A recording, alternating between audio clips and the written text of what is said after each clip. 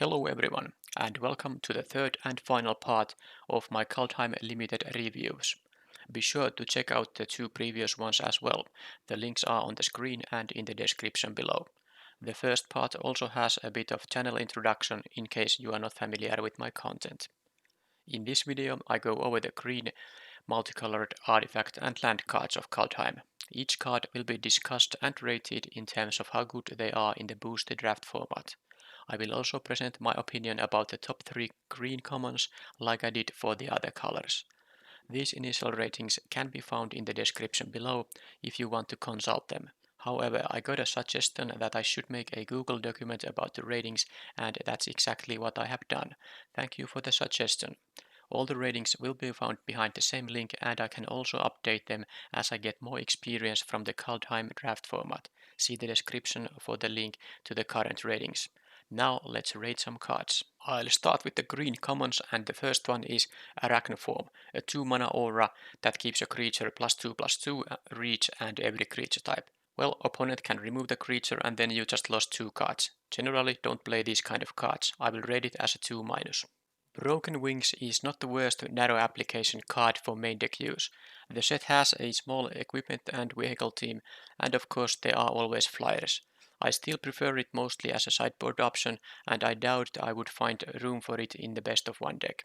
I rate it as 2 for main deck use, but would pick it as if it were rated 3 for best of 3 sideboard use. Elderleaf Mentor gives you a 3/2 and 1/1 for 4 mana. Usually green gets this effect so that the main creature is a 3/3, but it doesn't matter. The set has an elf sub-theme, and getting 2 elves with 1 card can be useful. This is a solid playable and will be rated as 3.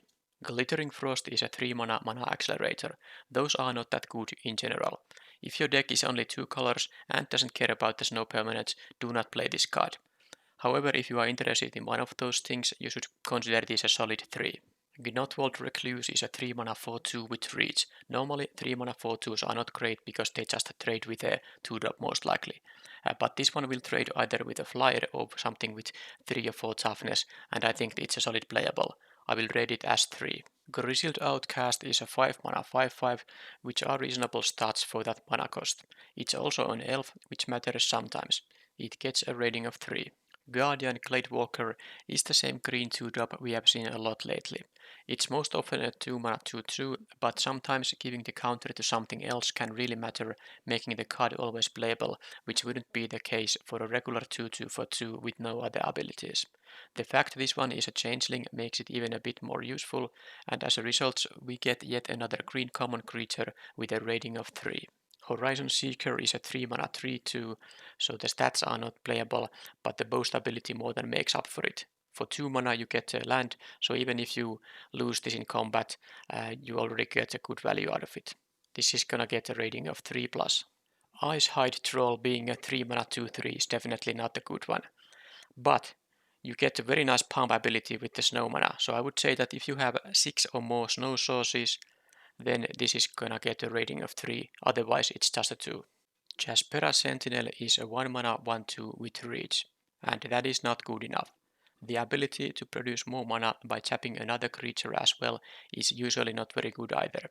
Therefore I would rate this card as 2-, but it could be playable as a splash enabler.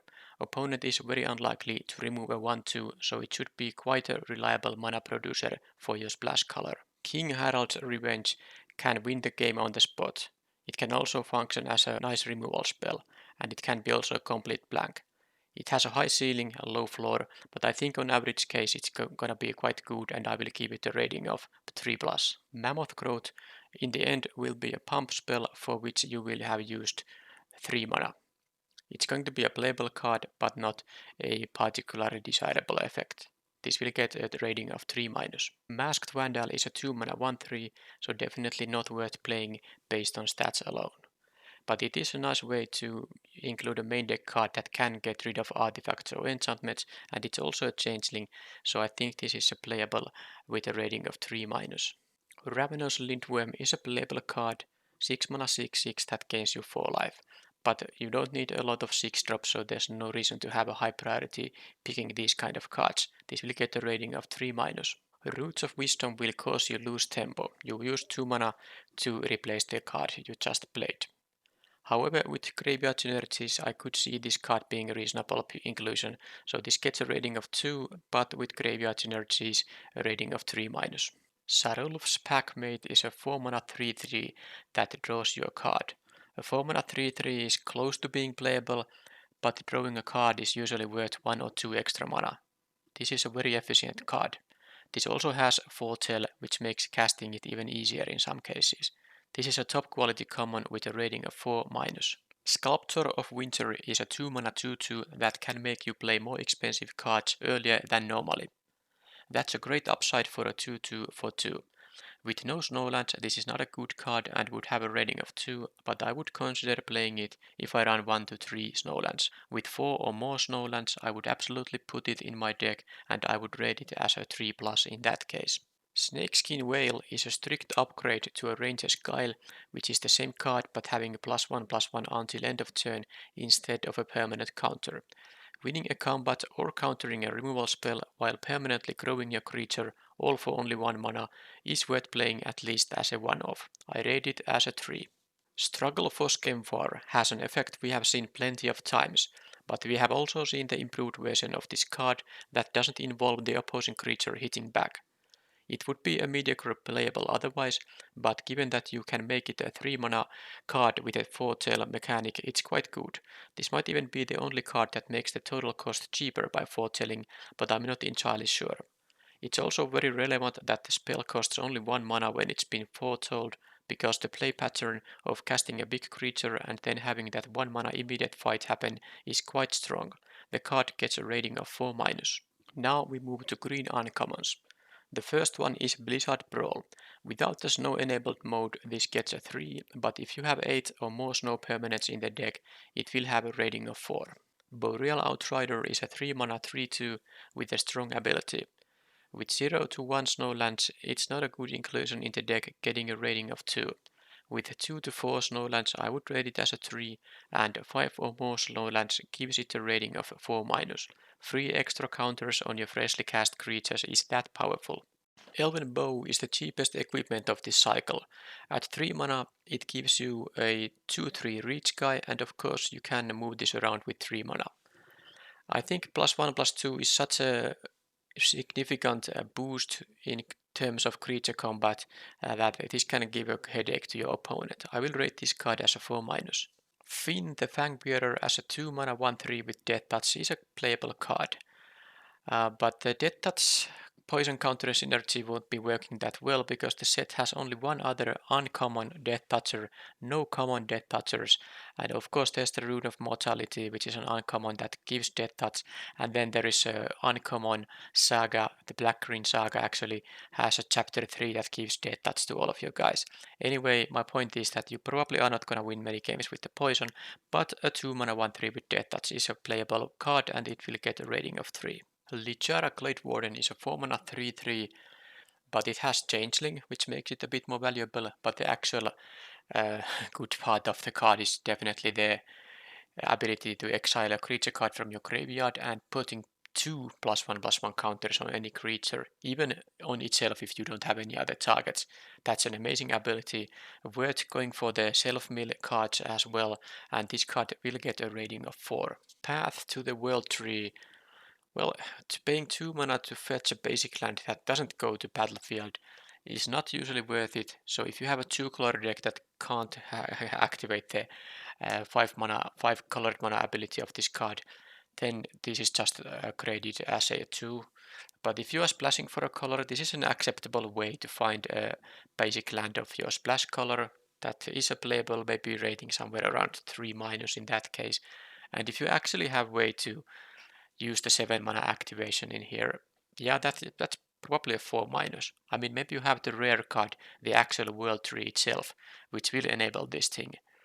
So yeah, you can consider it a 4 minus if you have a realistic way to actually activating the sacrifice ability. Rootless You. The floor of 5 mana 5/4 is not that bad. So even if I have only one target in my deck, I will play this. I wouldn't play this, of course, if I don't have any target. But of course, you won't have that many of those creatures that have power or toughness 6 or greater, so sometimes you will draw your few targets and then this is just a 5 mana 5/4, but I still like the potential extra card this can bring you enough that I will rate this as a 3+. Rune of Might is also quite low impact, but thanks to the card it draws, it will be a playable one, and it would be of course even nicer if you have some equipment to combine it with. This will get a rating of 3-. Spirit of the Elder card requires that you have at least one snow land in order to play it. In that case, you have at least a chance to get the snow land from your deck when you play this. The rating will be in that case 3, and obviously it's better the more of those snow permanents you have. Ideally more than one snow land as well. The rating becomes a 4- if you have 8 or more other snow permanents. Then this can be a significant threat and also gets the land, so it's a quite nice package in that case. The first rare is Blessing of Frost. It's quite hard to evaluate it because its value depends on a lot of things. Of course, if you have a ton of snowlands, it will be a good card, and I think you should pick it as a 3+ if you have maybe 8 or more snowlands. And then what also matters is how many 4 power creatures you have in the deck, even when they don't get these counters. So if you draw usually 2 cards out of this, it's a fine card, but I don't think it's ever gonna be like a super sick unless you really are having a ton of snowlands. So the maximum value this card could have is somewhere around 3+ and 4-, I think. And of course the minimum can go as low as 1. But you will figure it out when you are drafting and building the deck. Elvis Warmaster as a 2-mana 2/2 that is most likely to give you a few extra tokens. It can give you 1 token per turn, but there are a lot of elves, of course, in green, so I would imagine you are going to get additional value out of this card. And then, of course, when you get to 7 mana, it's going to be pretty nice mass pump effect for your elves, so I think this card is actually valued even as a 4-. Esika's Chariot is an insane card. For 4 mana, you get 2 2/2s, which is already worth the 4 mana. In addition to that, this is actually also a 4/4 vehicle with crew value of 4, so the cats can crew it. And that's not all. When it attacks, you can copy any token you control, so you don't have to copy the cat token if you have something better. So basically this thing gives you, for 4 mana, immediately 8/8 worth of stats, assuming you will have always someone to crew the vehicle with, but with green shouldn't be a problem in their crew 4.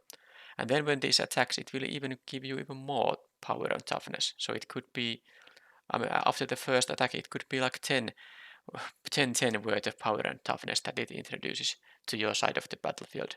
So this is a pretty high impact card, and it's a rare, which might even be a bit annoying because I assume this is one of the best cards in the set, and when it's not a mythic rare, this will be somewhat common sight in the games. But yeah, it gets a rating of 5. In Search of Greatness is one of the toughest cards to evaluate. I could be completely off in here. It might be a sick card, it might be an unplayable card even. But since it has the fallback scenario of a Scry 1, it can't be that bad. I am grading it as only a 3 now, but that could be way too low as well. It is quite restricted what kind of free casts you can get it from it, because it's not like a converted mana cost of this and that or less. It's exactly 1 plus the highest converted mana cost among other permanents you control. So remember that this doesn't count itself. If you play this on turn 2, you won't be able to cast a 3-drop for free in your next upkeep. Anyway, it might be possible with a even mana curve to actually chain some expensive cards into each other, and that would be pretty amazing. So I think this could be a very strong card, but so far I have to play with it or see it being played, and then I will update my rating. I will start with the 3 now, so that's gonna be a solid playable, and that's it for now. Jorn, God of Winter, is a 3 mana 3/3 legendary snow creature god. When it attacks, untap each snow permanent you control, including himself, because he is a snow creature. So basically that's a vigilance, almost the same as having vigilance. And that can be also used to gain some extra mana because you can play something with your snow lands pre-combat and then untap them and still have more mana available. The backside of the card is actually not a green card, it's a blue-black card, Kaldheim the Rime Staff, which says that by tapping it, you may play target snow permanent card from your graveyard this turn. And if you do, it enters the battlefield tapped. And the blue-black portion of the card is, I think it is relevant when you have around 4 snow creatures in your deck, and hopefully at least some of them are high impact snow creatures that are good cards later in the game, because with this thing you can just replay again and again snow creatures that of course they have to die when they are on the battlefield, but that's still a pretty nice advantage. Basically the opponent has no reason to kill your snow creature with spells nor in combat, because you get to cast them again. But with less than 4 snow creatures, I don't think this is a very good card, because it doesn't really do anything besides casting snow permanents. But I mean, the creatures are the ones that are likely to actually die during the game.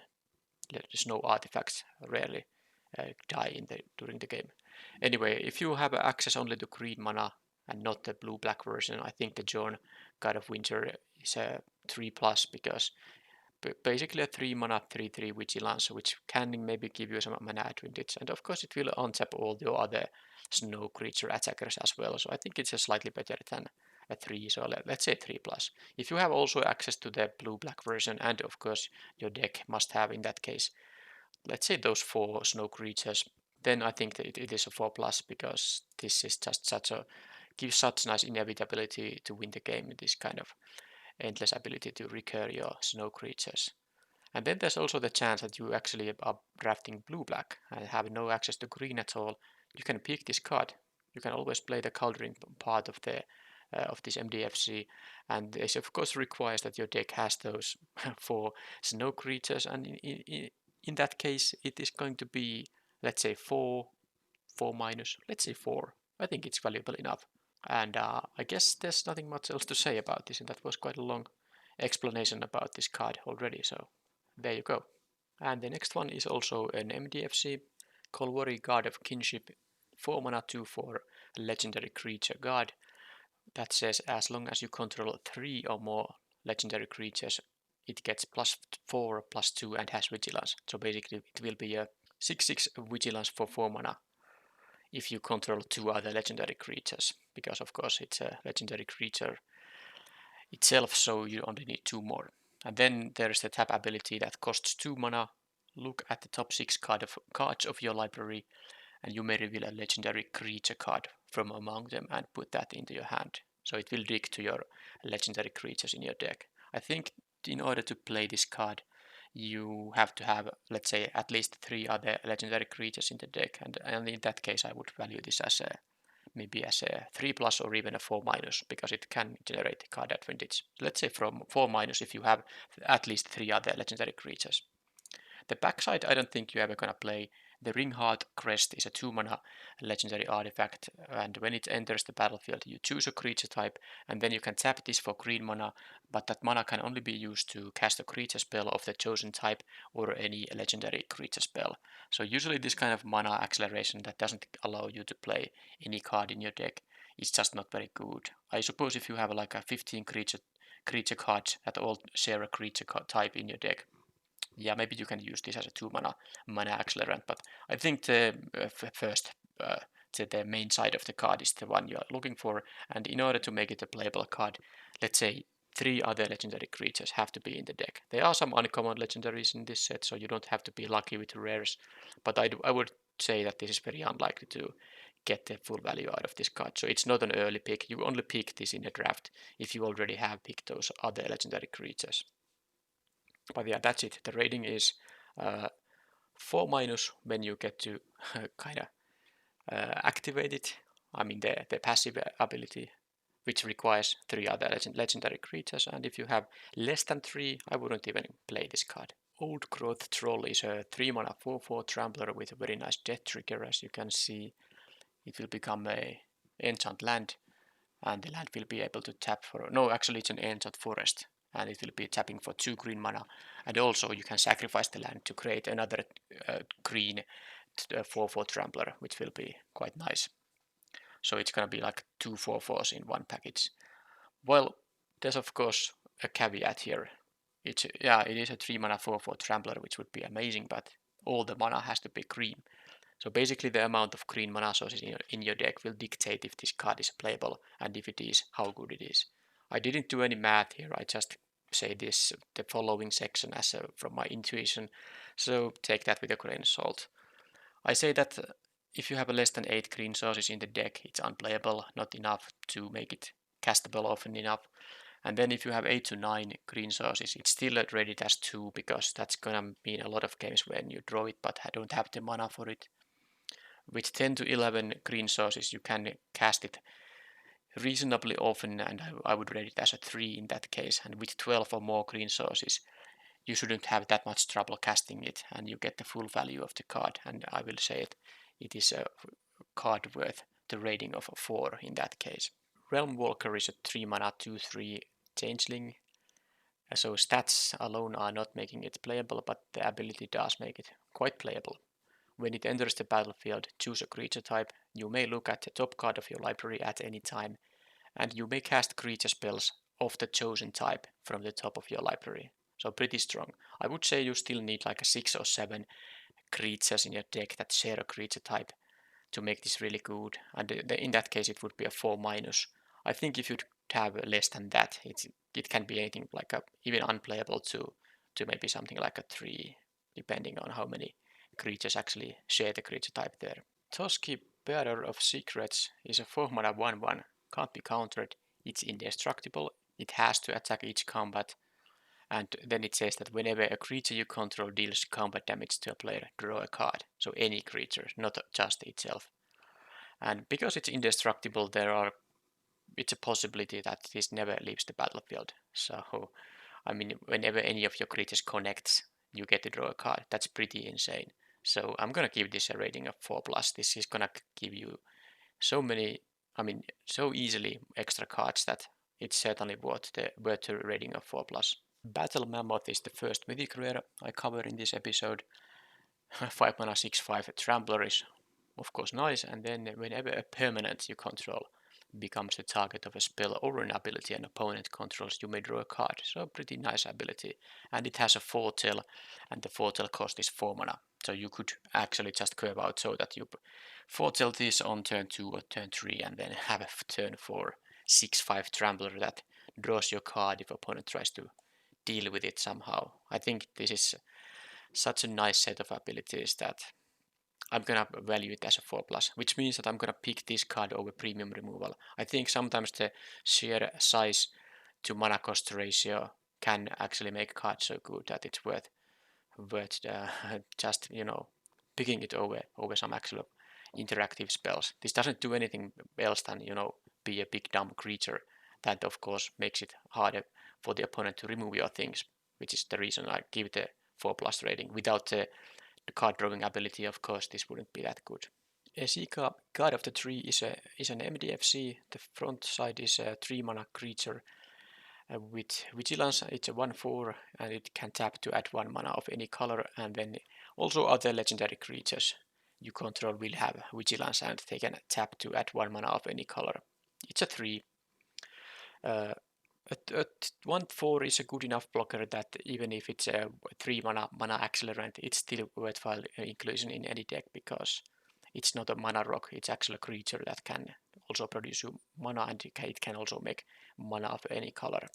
The backside is funny. The Prismatic Breach costs 5 mana, 1 of each color in the game, and it says that it's a legendary enchantment which says that at the beginning of your upkeep, reveal cards from the top of your library until you reveal a creature or a planeswalker card, and that goes to the battlefield, and rest go to the bottom of your library in random order. So amazing card, of course, if you get to cast it.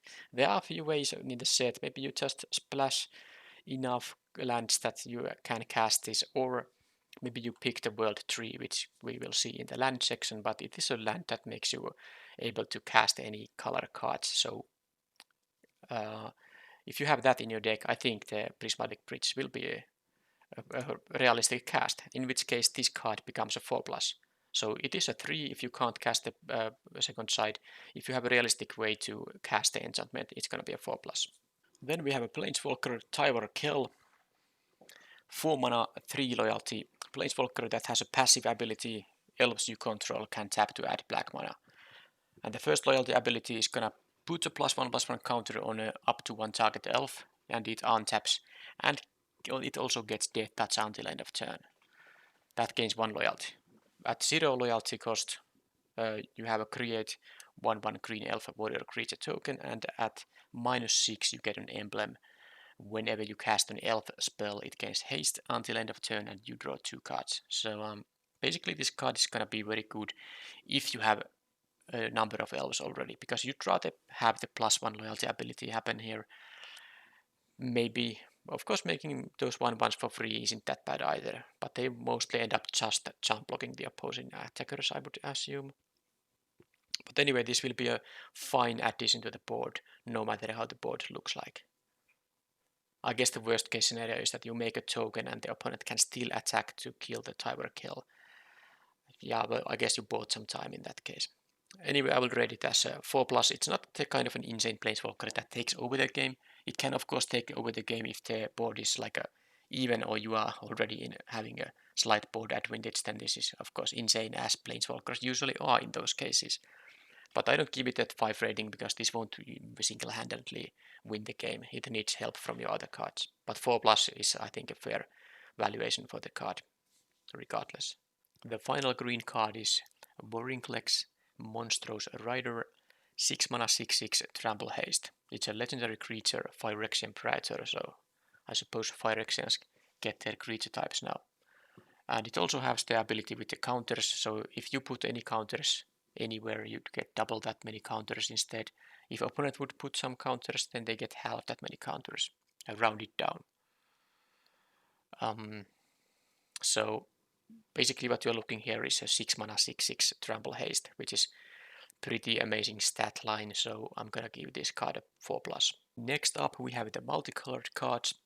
There are no commons, so we start from the uncommons. And the first one is Aegar, the Freezing Flame, 3 mana blue-red creature that is a 3/3, and when a creature or planeswalker an opponent controls is dealt excess damage, if a giant, wizard, or spell you control dealt that damage, you get to draw a card. Well, that's amazing.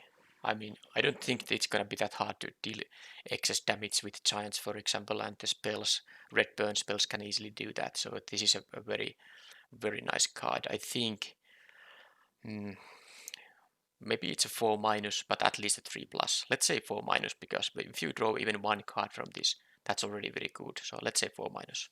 Next up we start having these sagas, and Arni Slays the Troll is the first one here. Green-red 2 mana saga.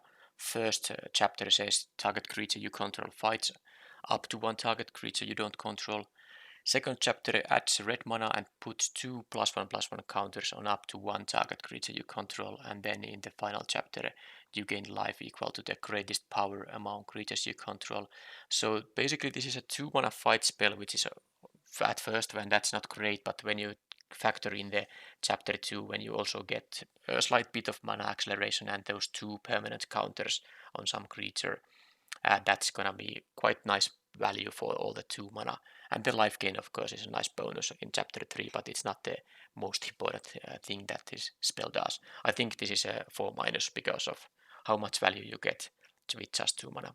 Then we have an Ascent of the Worthy, which has the same chapter 1 and 2, which says that choose a creature you control under your next turn, which means also the opposing turn when they are making some attacks, for example. All damage that would be dealt to creatures you control is dealt to the chosen creature instead. And then in chapter 3 you get to reanimate a creature. It will also gain a flying counter. All this for 3 mana. It's a quite slow reanimation spell. I don't know how good those chapters 1 and 2 will be. Of course it messes up opponent's combat plans quite nicely. But it feels like this is not necessarily a 4- even.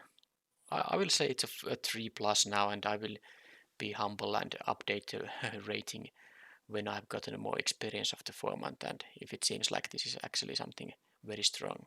Binding the Old Gods is a 4 mana, destroy target non-land permanent and opponent controls, and that's all you need to know about it.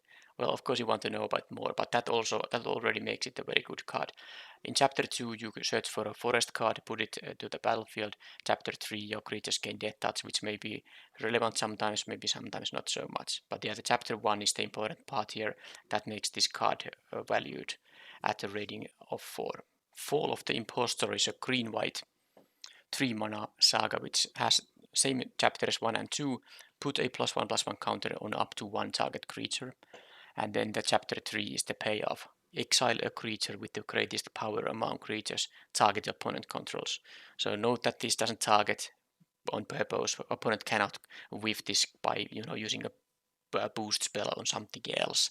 So they will always lose the creature that has the highest power. And of course the chapter 3 is also the one that makes these cards extremely good.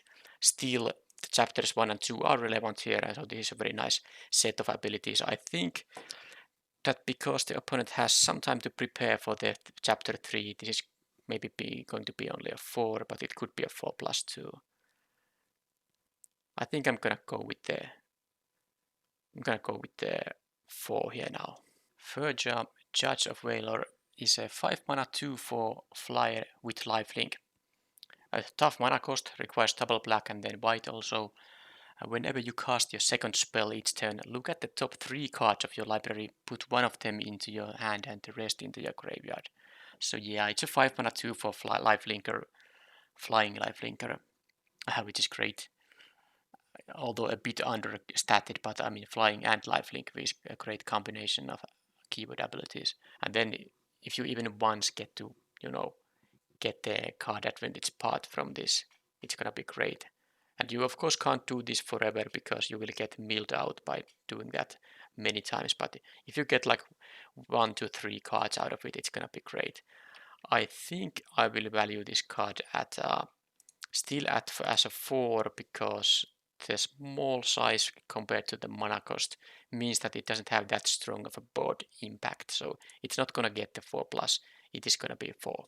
Forging the Tyrite Sword has chapters 1 creating a treasure, chapters 1 and 2 creating a treasure token, and then in chapter 3 you get to search your library for a Halvar God of Battle, which is the mythic rare white card, or an equipment card, reveal it and put it into your hand. So I'd say that this is unplayable without 3 targets.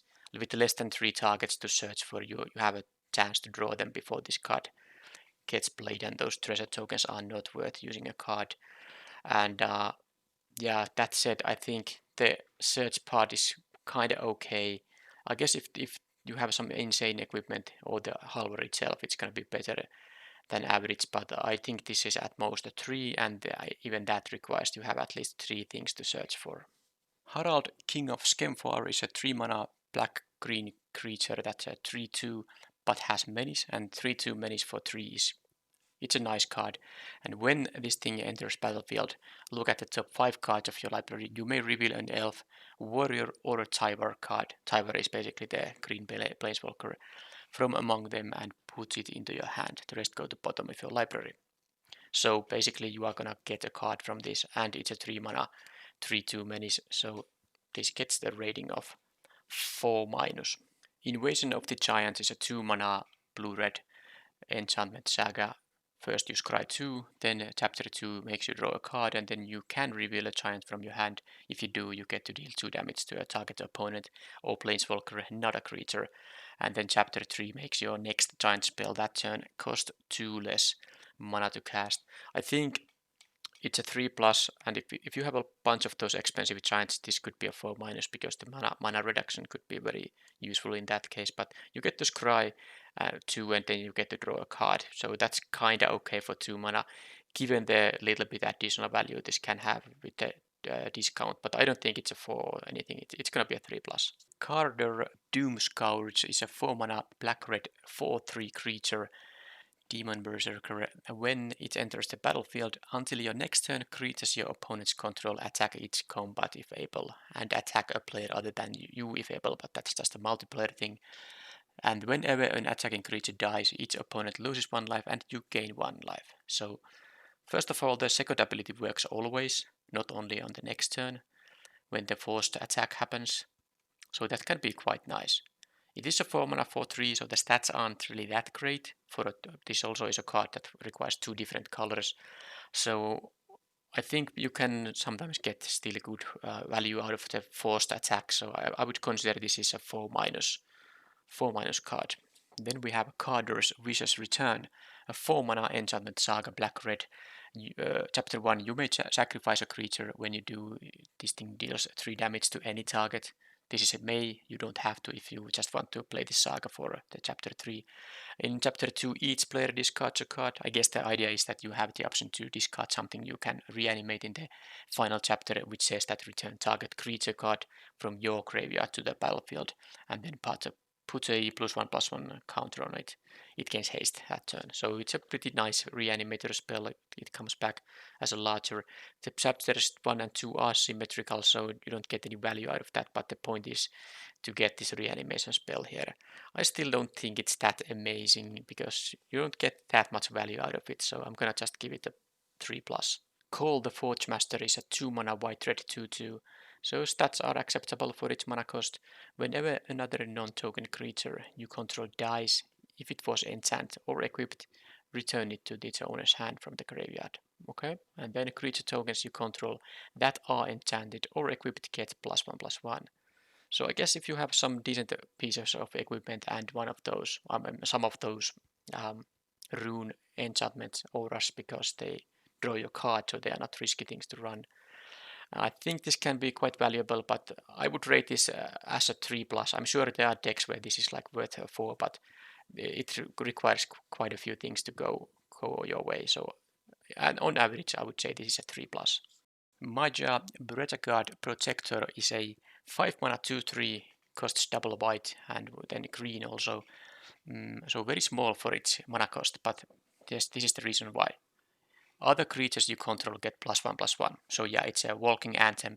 And then whenever a land enters the battlefield under your control, create a 1/1 white human warrior token. So basically it has landfall to make it 1/1 token. And those tokens will of course be 2/2s for as long as this Maja stays on the battlefield. So very small guy for its cost. But the other abilities are so strong that I'm gonna rate this as a 4. Morite of the Frost is a 5 mana snow creature shapeshifter. Costs double blue and then 1 green also. You may have it enter the battlefield as a copy of a permanent you control. Not necessarily a creature, any permanent you control. Except it's a legendary and snow in addition. Yeah, it's a snow creature as well. And if it's a creature, it enters with 2 additional +1/+1 counters and has changeling. So that's the big thing. You usually want to, of course, copy a creature of yours. And with the 2 +1/+1 counters, it's going to be quite nice. Ideally, you play this on turn 5 when you had something good 4-drop on the previous turn, and it will be a more bigger version of that 4-drop, which definitely is going to be worth 5 mana. But still, the problem with copying your own stuff, and usually you don't want to copy your land or something else, non-creature permanents you might have on the battlefield. So if you don't have any creatures to copy, this might just be stranded in your hand. So I can't give this a too high rating. I'm gonna give it a 4- still, because those 2 additional +1/+1 counters I think are a big deal. Narfi Betrayer King is a 5 mana 4/3 creature, blue and black, which is, of course, the stats are not good for the mana cost, but it is going to give each of your other snow and zombie creature as well +1/+1, so walking anthem for those creatures, which is pretty nice. And then with 3 snow mana, you can return this thing from your graveyard to the battlefield. It will be returning in a tapped state.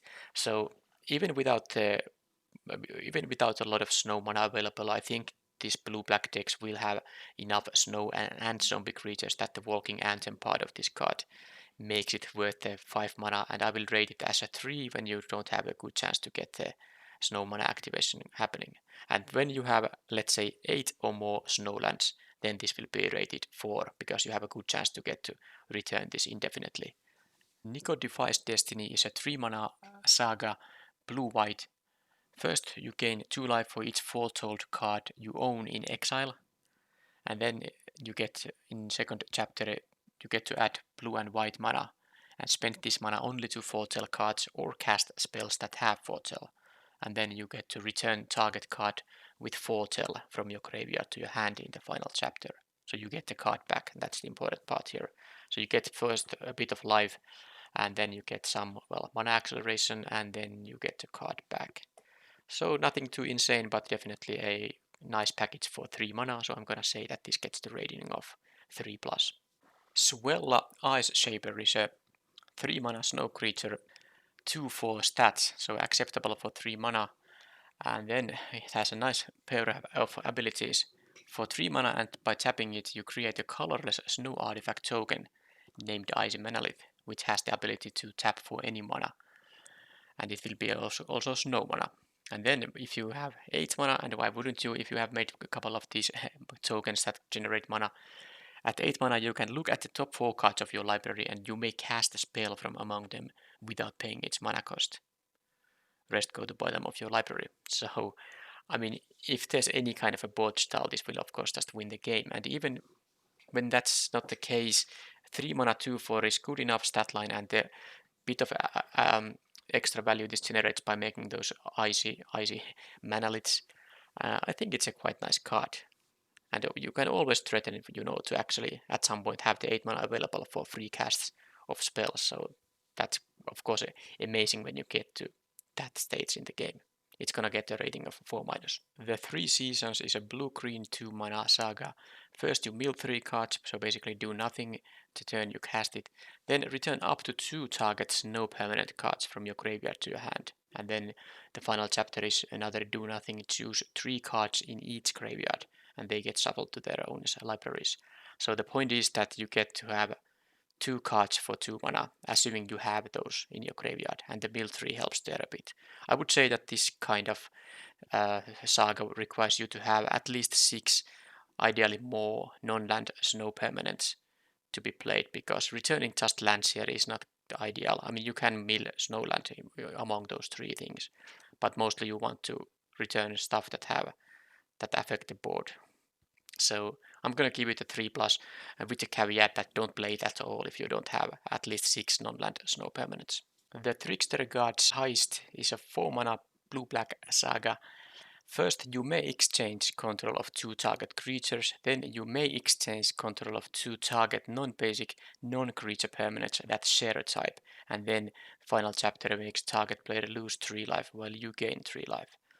I don't think this is extremely good, because that exchange control of 2 target creatures, which is the main idea of the spell, you might not have any targets for at least any reasonable targets for the chapter 2, and the chapter 3 is kind of a nice little bonus, but if you can't make a good exchange of creatures, then this is not worth playing. I guess you can always have some small thing, and your opponent can have some big thing, and you exchange those, so maybe it's okay. Just hope that they won't bounce their thing that you just stole from there. And I think this is a card that I rate as a 3, because it's not a particularly amazing card, but still, of course, playable. Vega the Watcher is a 3 mana 2/2 flyer blue-white. So already base stats are acceptable, and then it says that whenever you cast a spell from anywhere else than your hand, draw a card. Basically, mostly it's gonna be foretell spells that have been foretold. So very easy to draw extra cards. Opponent basically has to remove this ASAP, because this will generate you pretty easily a lot of advantage, I can imagine. So this gets the rating of 4-. The first rare multicolored card we have is a Saga Battle for Bretagard, 3 mana green-white saga. Chapter 1, create 1/1 human token. Chapter 2, create 1/1 elf token. And Chapter 3, choose any number of artifact tokens and or creature tokens you control with different names. And for each of them, create a token that's a copy of it. Alright, so basically what this does without any further help, it gives you 4 tokens for 3 mana. Unless the opponent kills them first, before the Chapter 3 happens. And that's a nice amount of tokens for 3 mana, although they are delayed. And you can obviously have other kind of tokens with different names. and then get even more copies. But I would say this is just a 3+, and maybe if you have more synergy in the deck, you should pick this higher and value it more. But as it is, I'm gonna give it a 3+. Battle of Frost and Fire is a 5 mana saga for blue and red. The first chapter is going to deal 4 damage to each non-giant creature and each planeswalker, so this is one of the many wrath effects in this format. Then you get to scry 3, which is actually quite a bit of scrying, and then you get to draw 2 cards and discard a card in the final chapter if you cast spells with converted mana cost of 5 or greater on that turn, which is nice. So basically the first chapter is already good, because if you are playing blue-red, you are likely having some giants, which will of course survive the damage because they won't be dealt any damage. So this could be an asymmetric wrath, and then you get, in addition to that, you get to scry and maybe even draw some cards. So this is very high quality card, and I'm gonna rate this at 5, no, not quite 5, but 4+. The Bears of Lichara is a 3 mana saga, blue-green. First you create a 2/2 shapeshifter token with changeling, and then in the next chapter any number of the shapeshifter creatures you control have base power and toughness of 4 and 4, and this is a permanent effect. And then choose up to 1 target creature or planeswalker. Each creature with power 4 or greater you control deals damage equal to its power to that permanent. So even if you don't have any other creatures, as long as the opponent doesn't get to remove your token you created with this thing, you get for 3 mana a 4/4, and you get to kill something that has at most 4 toughness. That's amazing. This is a 4+ card. The Bloodsky Massacre is a 3 mana saga for black and red, and first you get a 2/3 red demon berserker creature token with menace. It's okay stats with menace. And then whenever a berserker attacks this turn, you draw a card and lose 1 life. So presumably you have at least the token you just created on the previous turn, and if you have more berserkers than that, and black and red of course have a bunch of those, you can draw quite many cards with this thing. And then in chapter 3, add 1 red mana for each berserker you control. Until end of turn, you don't lose this mana as steps and phases end. So basically you can use that for boasting. I suppose that's the main idea. So quite a nice package. So even if you don't have any other berserkers, you get a 2/3 menace guy, and then you get to draw a card and lose 1 life. And because it has menace, there's a chance that the opponent doesn't get to even block it. I think this is like a between 3+ and 4-, depending on how many berserkers you have. If you have other berserkers, especially 2-drop ones, I think this is gonna be closer to a 4. But maybe by itself it's just a 3+. Firja's Retribution is a 4 mana enchantment saga. That's a double white caster and then also requires 1 black mana. So tough mana cost maybe for a 4-drop.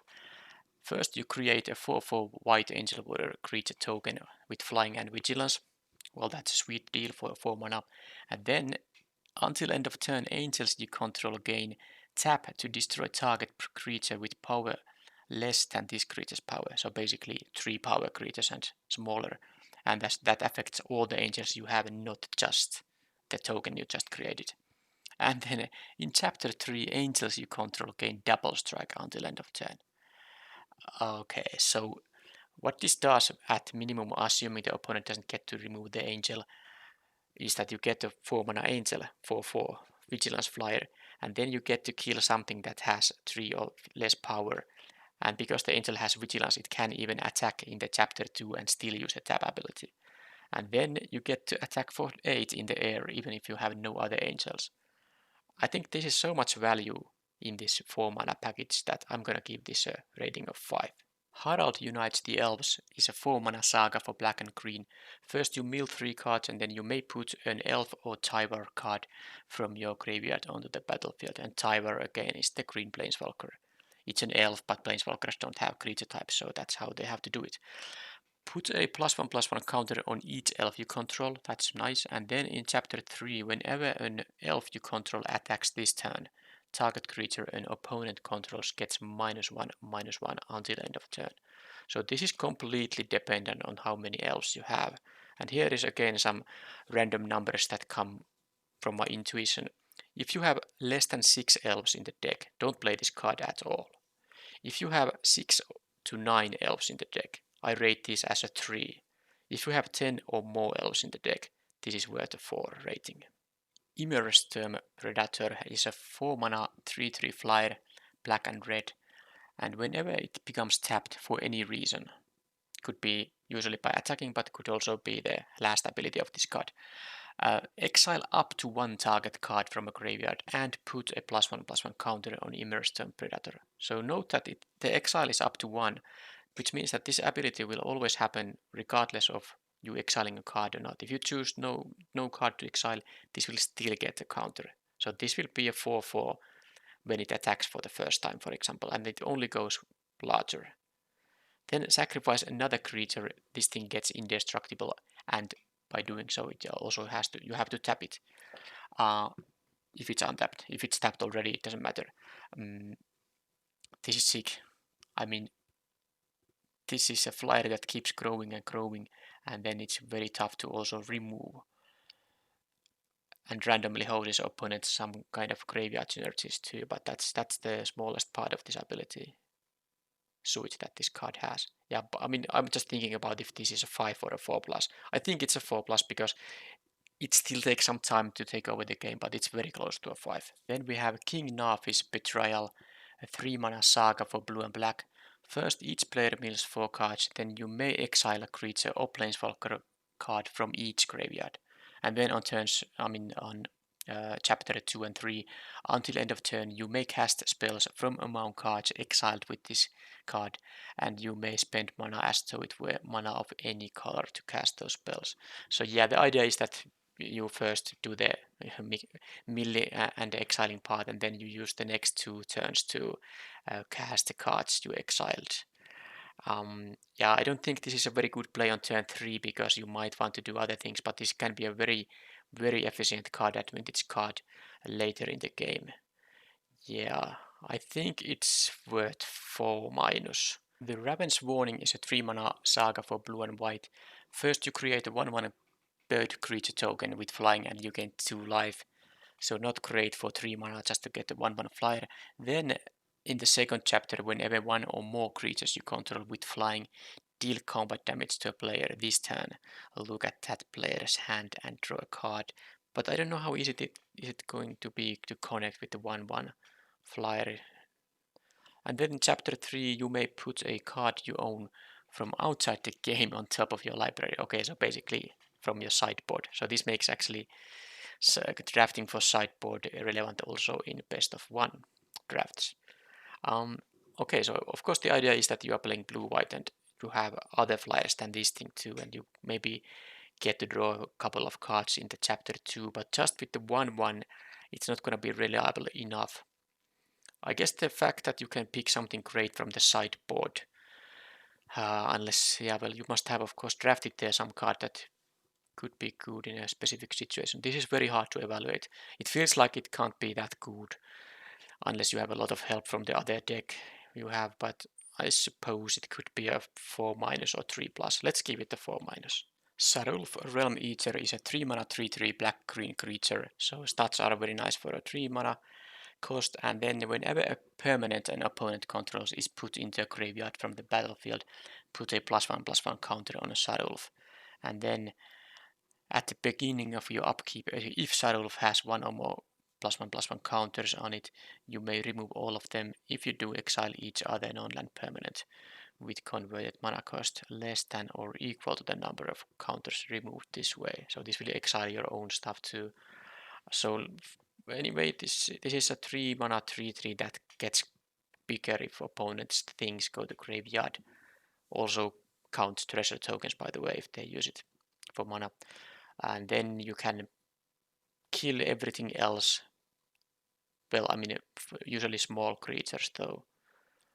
Yeah, I think it's a 4. I don't think how it could be a 4+ here. It's gonna be decent most of the time, but I don't think it necessarily has that much of an impact. If opponent plays something with 5 mana, 5/5 or something, Saruf isn't gonna do much about that then. But of course for 3 mana this is a very nice set of abilities, and I will give it a rating of 4 exactly. Showdown of the Skulls is a 4 mana white and red saga.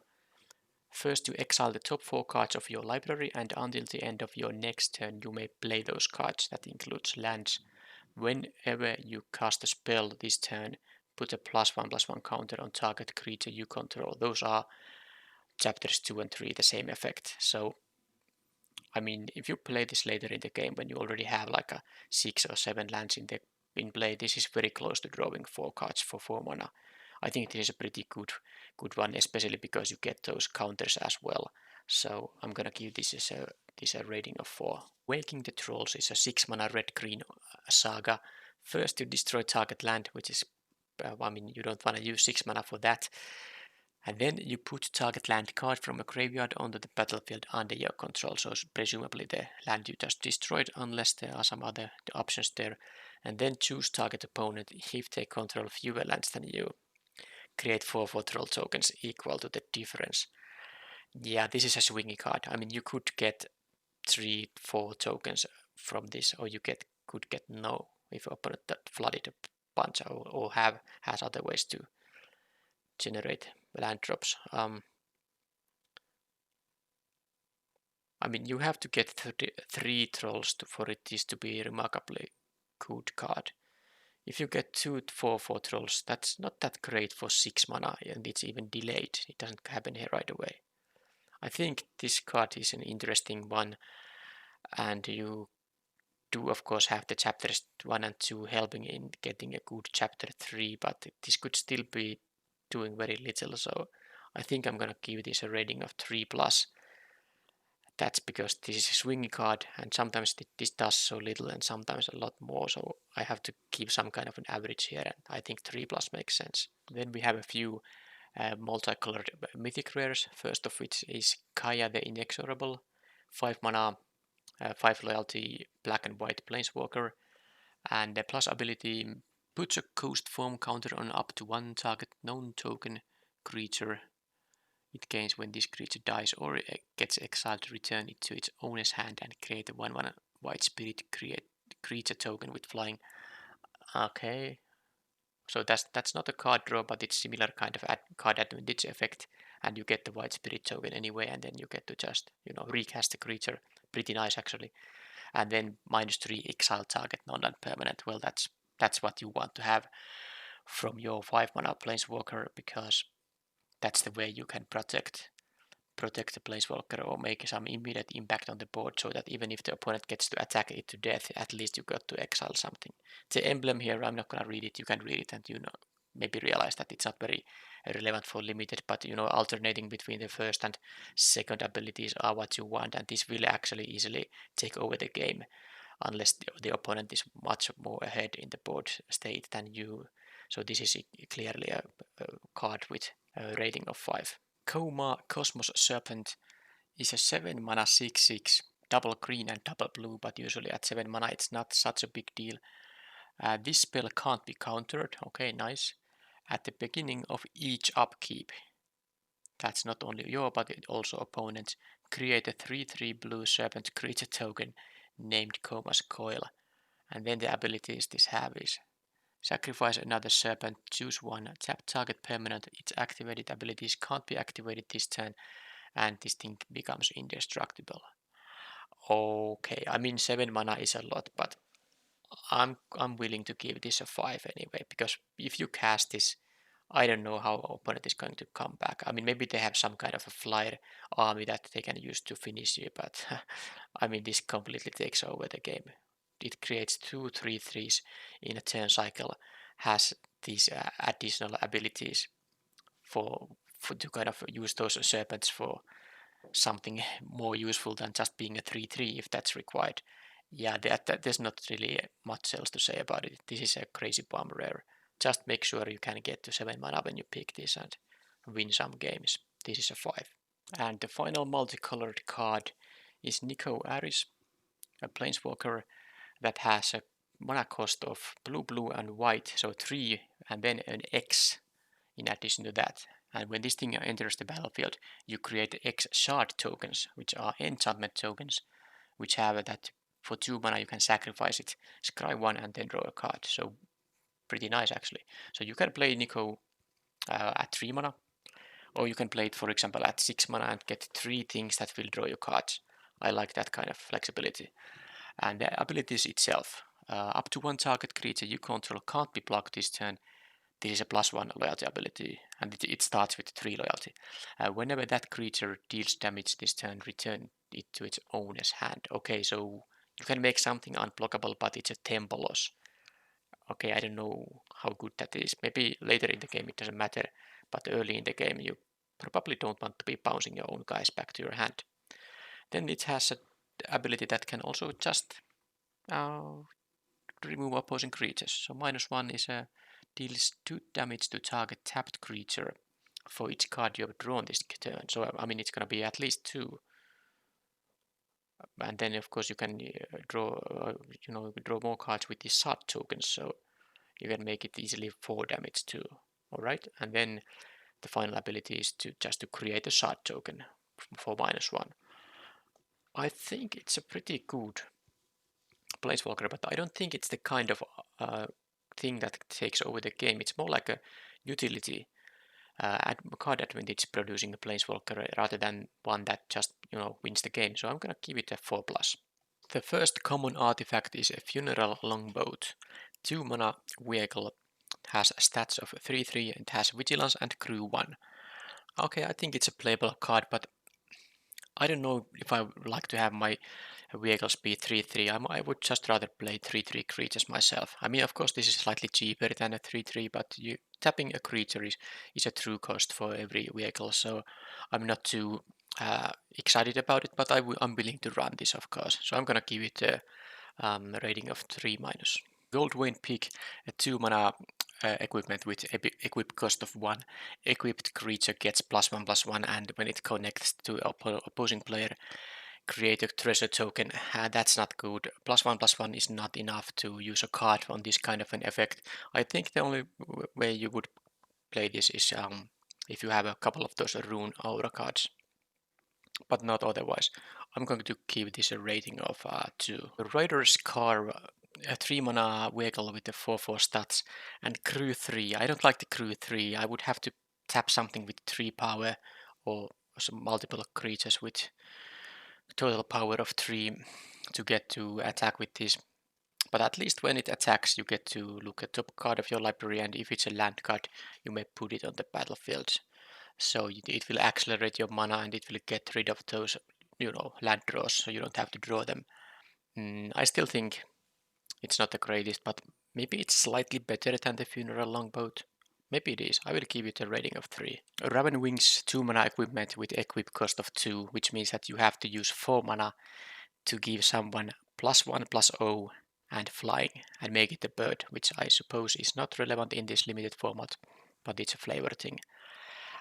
So okay, pretty miserable stats, but I mean there are aggressive decks that might just want to have this additional evasive way to deal damage, and I guess you can move this around a bit. With 2 mana it's not that bad to move it around. So identify that your deck really cares about this effect, and if that's the case, this will be rated as a 3-. Scorn Effigy is a 3 mana 2/3, so horrible, horrible stats, but it has a foretell of 0. Basically, this most often will be something you first use 2 mana to exile it, and then on the next turn you cast this for free. This is great for any kind of foretell synergies, and then I suppose you can consider this to be a 2-drop. On turn 2 instead, you just exile this and then play it for free on the turn 3. So basically, it's a 2-drop that cannot block right away, and it cannot attack, even not on the next turn. So I think that's good enough amount of useful things this card can accomplish. So I'm gonna give it a rating of 3, but this is definitely something that doesn't go to every deck. Bloodline Pretender, 3 mana 2/2 changeling that can grow more. I mean, when you get the first counter, it's already worth 3 mana. And it being a changeling means that your other cards can be better because of it. And when you get another counter, when it's a 4/4 for 3, that's already, well, I mean, that's a good rate for 3 mana. So I think this is a nice card, and in most decks you will want to play this, and I will give it a rating of 3+. Colossal Blow, 2 mana 6/3 vehicle, which grew only a 6. And whenever this attacks, Add 3 white mana and you gain 3 life, and until end of turn this mana won't be emptying from the mana pool, so you can use it for post-combat plays. Well, I mean, everyone knows that this is for the white ox that has 06 stats and it can crew vehicles with its toughness instead of its power. Okay, so the thing is that the crew 6 is of course way too much. This is a completely unplayable card. But even if you get to crew this is a 6-3. I mean, opponent just blocks it with something that has 3 power and that's it. Yeah, this is just bad, don't play it. It has a rating of 1. Replicating ring, 3 mana, snow artifact that adds 1 mana of any color, and then of course, after a long time you get a ton more of these things. Well, there are exactly 2 uses for this. First, if you are splashing a color, you can play this, and second, if you care about snow permanents or snow mana, definitely play this. Otherwise, no reason to pick it or play it. And I will give it a rating of 3-. Runed Crown, a 3 mana equipment with a +1/+1 boost for the equipped creature. But when this enters the battlefield, you can get a rune card from library, hand, and or graveyard and put it into battlefield attached to this thing. So no matter where it is, well, unless it's in exile, you get the rune and you get to draw the card from the rune. You don't have to cast it, and then this equipment will have the +1/+1 and whatever the rune provides. So my advice is that if you don't have any runes, this is obviously not a playable card. But if you have even 1 rune that goes for your colors, I would play this. Definitely. And in that case, I would give this actually a rating of 3+. Weathered Runestone is obviously a constructed purpose card. I don't really think you can even sideboard this in. I can't figure out the scenario where sideboarding this would be making much sense. I mean, I guess there are some fringe cases, but yeah, it's a 1. Trust me. Cosmos Elixir, 4 mana thing that will gain you 2 life right away, or if you are very lucky, you get the card. I think this is interesting in most decks. After all, opponent is going to win you with damage, and when you gain 2 life each turn, it's gonna be a bit harder for the opponent to win you, and if you hit your starting life total, of course drawing cards is pretty amazing. So still, even you tap out for this on turn 4, for example, opponent gets the tempo advantage on board and they may get the upper hand and you just never get to benefit from this card too much, but I'm willing to take that risk and I'm gonna rate this as a 3+. I will change the rating after I have witnessed how this actually works in practice. Maskwood Nexus is a 4 mana artifact that doesn't do anything when you play it. Well, I mean, it does make your creature type synergies better with the passive ability. And then from then on, you can start using 3 mana to create 2/2 changelings.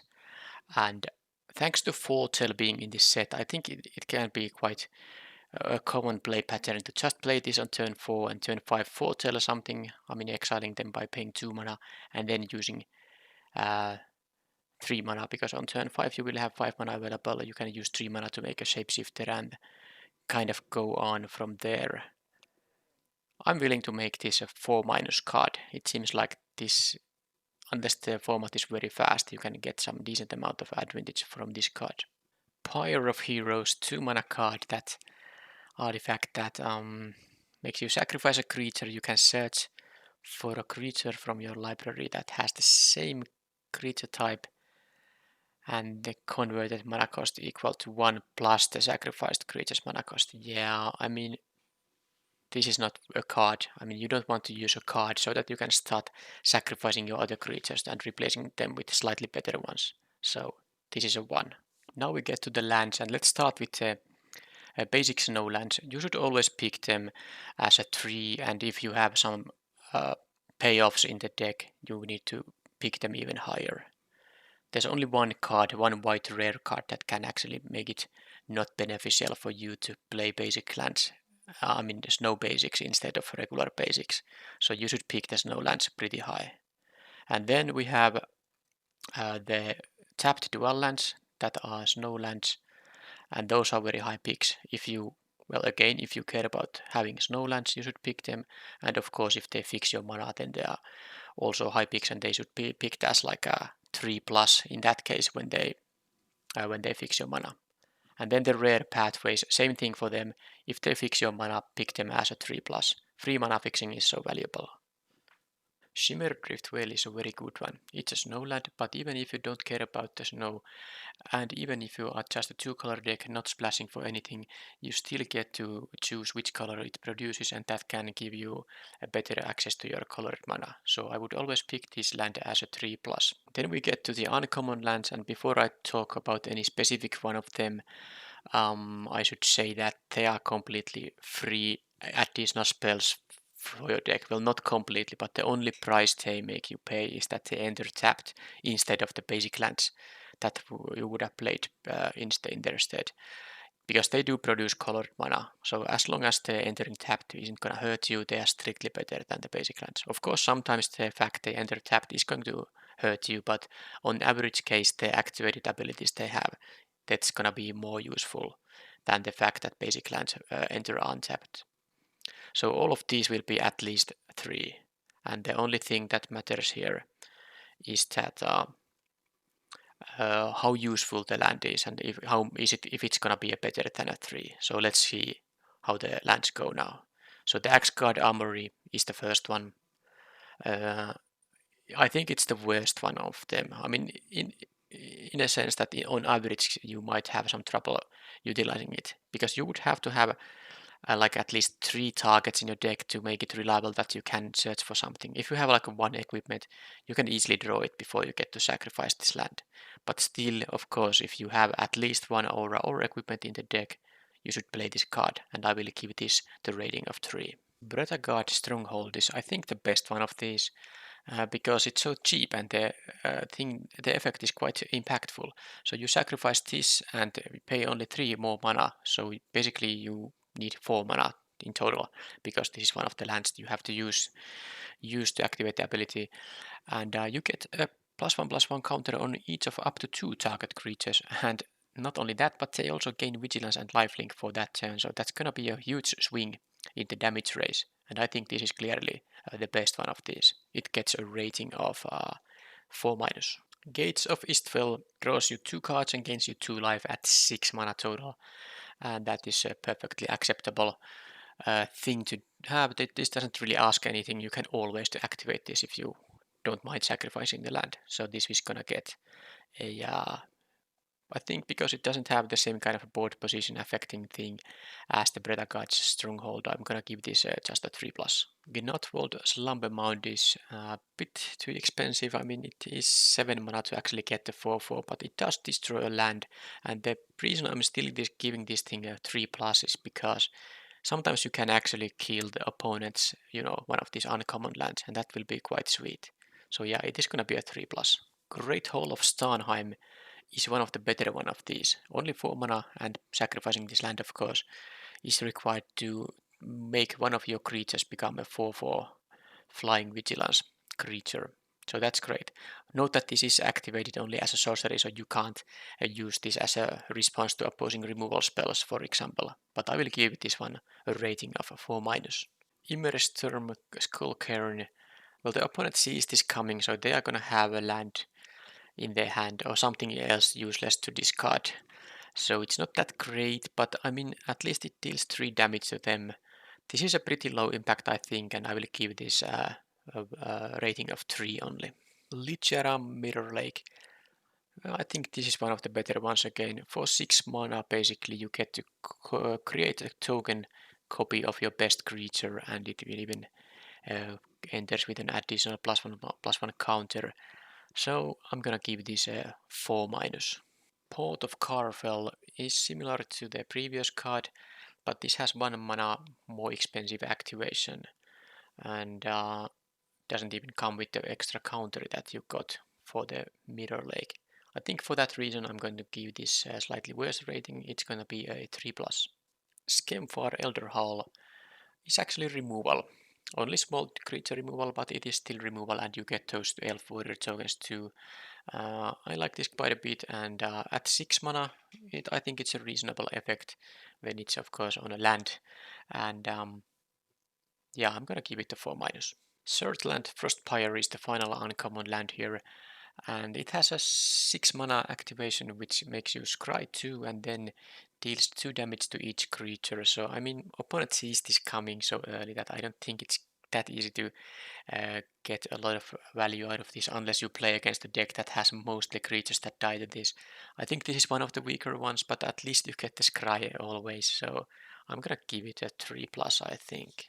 Only the rare lands remain, and the first of them is the Faceless Haven Snowland that adds colorless mana and has a pretty expensive activation. It is a 4/3 man land, but only if you can find 3 other snow sources to give it a to activate it as a creature and give it also vigilance. It will also have all the creature types if you have some kind of synergies that care about that, but it's no mutavault.